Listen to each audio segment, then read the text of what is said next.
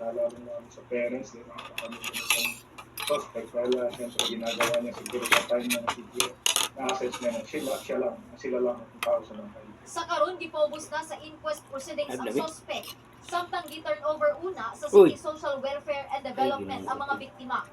Ang suspect, Bukong kinsa wala nang ihatag og pahayag, mag-atubang og kaso sa paglapas sa RA number 11930 o ang anti-online sexual abuse and exploitation of children and child sexual abuse or exploitation material o trafficking in persons ubos RA 9208 na pwedeng mapriso og 15 hangtod 30 ka tuig. Gawin pa rin forensic examination sa cellphone na mga gadgets. So, hindi pa natin alam, baka may mga makukuha kayo ng mga ibang information sa nakakapito kasi gusto na sa pamilya, kapatid ng mga parents at parents kung parang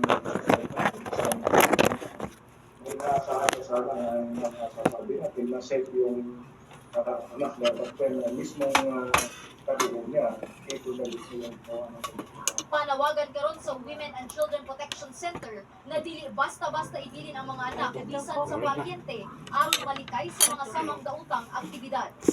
Ako si Chris Adapitan para sa One Mindanao.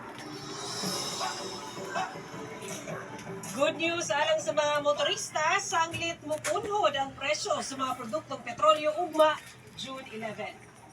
Humanang tulong kasi man ang usbaw mo punhod ang presyo sa diesel o piso o 1 peso and 20 centavos per liter.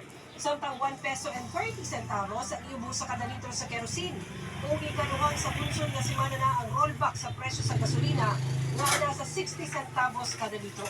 Sumala sa Department of Energy kinitungod sa nagkahinaing na demand growth, mas taas na interest rates ug pagdaghan sa produksyon sa Estados Unidos. Sa karon, miabot na sa net increase na 6 pesos and 65 centavos per liter alang sa